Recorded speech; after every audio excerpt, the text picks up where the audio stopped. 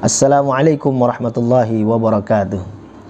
Sahabat ikhwah fillah, dikisahkan pada zaman Nabiullah Ibrahim alaihissalatu wassalam, suatu hari ada seorang pemuda datang kepada Nabiullah Ibrahim.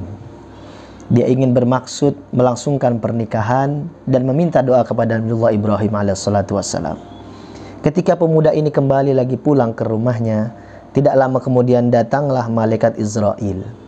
Kemudian malaikat Israel bertanya kepada Nabiullah Ibrahim, "Wahai Nabiullah Ibrahim, siapakah gerangan pemuda yang tadi datang ke rumahmu?" Nabiullah Ibrahim alaihissalatu wassalam menjawab bahwasanya pemuda itu adalah sahabatnya. Pemuda itu adalah temannya yang mana ingin melangsungkan pernikahan. Apa kata malaikat Israel?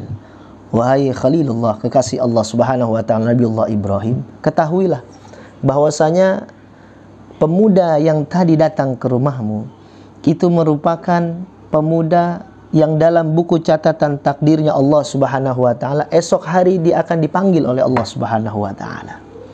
Akhirnya Nabiullah Ibrahim alaihissalatu wassalam, beliau ingin sebenarnya dalam hatinya menyampaikan kepada pemuda tersebut bahwasanya pemuda itu besok hari akan dipanggil oleh Allah agar supaya sekiranya pemuda itu melangsungkan pernikahan pada malam hari. Akhirnya Nabiullah Ibrahim mengurungkan niat tersebut karena beliau tidak ingin takdir Allah didahului. Esok harinya betapa terkejutnya Nabiullah Ibrahim alaihissalatu wassalam ketika beliau melihat bahwasanya pemuda ini masih dalam keadaan sehat walafiat. Sehari berganti hari, minggu berganti minggu, bulan berganti bulan, tahun berganti tahun, bahkan sampai 70 tahun kemudian, saat usia pemuda ini sudah hampir 70 tahun, Nabiullah Ibrahim masih melihat pemuda tadi mempunyai umur yang panjang. Akhirnya Nabiullah Ibrahim alaihissalatu wassalam bertanya kepada malaikat Israel, "Wahai malaikat Israel, masih ingatkah engkau bahwasanya beberapa puluh tahun yang lalu engkau menyampaikan bahwasanya akan ada pemuda yang kemarin datang ke rumahku, yang waktu itu datang ke rumahku engkau akan cabut nyawanya. Tapi bagaimana mungkin saat ini dia masih hidup, dalam keadaan hidup?" Apa jawaban malaikat Israel alaihissalatu wassalam? "Wahai kekasih Allah, Khalilullah Nabiullah Ibrahim alaihissalatu wassalam, memang betul pada malam hari itu saya sudah ingin mencabut nyawanya. Tapi tatkala dia kembali dari rumahmu, dia menyedekahkan hampir setengah hartanya di jalan Allah Subhanahu wa taala. Kemudian atas perintah dari Allah Subhanahu wa taala, aku diperintahkan oleh Allah untuk menangguhkan kematiannya agar supaya aku tidak mencabut nyawa pemuda tersebut pada malam hari itu.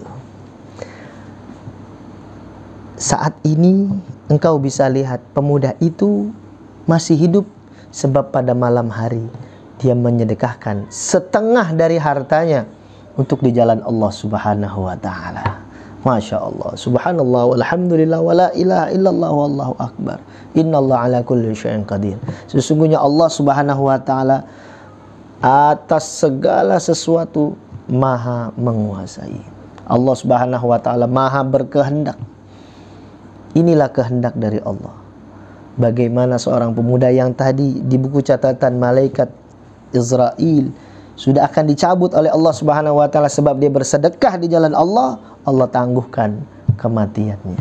Inilah sesuai dengan sabda Nabi kita Muhammad sallallahu alaihi wasallam, "As-sadaqatu taruddul bala wa tazidu fil umr." Sedekah itu dapat menjadi tameng diri kita dari bala, wa tazidu fil umr, dan akan menambahkan umur seseorang. Artinya umur seseorang akan menjadi berkah. Umur seseorang akan menjadi penuh dengan keberkahan yang Allah berikan dalam umurnya. Inilah di masa pandemi saat ini, sesuai dengan hadis Nabi tadi, sesuai dengan sabda Nabi kita Muhammad sallallahu alaihi wasallam, "As-sadaqatu taruddul bala." Sedekah itu dapat menolak segala macam bala, segala macam wabah, segala macam penyakit. Seseorang dapat diangkat oleh Allah Subhanahu wa taala penyakitnya sebab dia bersedekah di jalan Allah. Sebab dia mau mengeluarkan hartanya semata-mata karena Allah Subhanahu wa taala. Dan Allah akan memberkahi hidupnya, Allah akan memberkahi umurnya. Ikhwah fillah, mari terus kita berdoa kepada Allah Subhanahu wa taala. Mari terus kita berikhtiar dengan menjaga protokol kesehatan, dan jangan lupa kita tetap bertawakal kepada Allah. Dengan kita banyak berdoa kepada Allah, dengan kita banyak bersedekah untuk dapat menolak bala, mudah-mudahan Allah Subhanahu wa taala menjaga kita, keluarga kita, orang tua kita, guru-guru kita semua, orang-orang yang kita sayangi dari segala macam wabah, dari segala macam fitnah, bukan hanya di dunia tapi kelak selama-lamanya di akhiratnya Allah Subhanahu wa taala. Terima kasih. Assalamualaikum warahmatullahi wabarakatuh.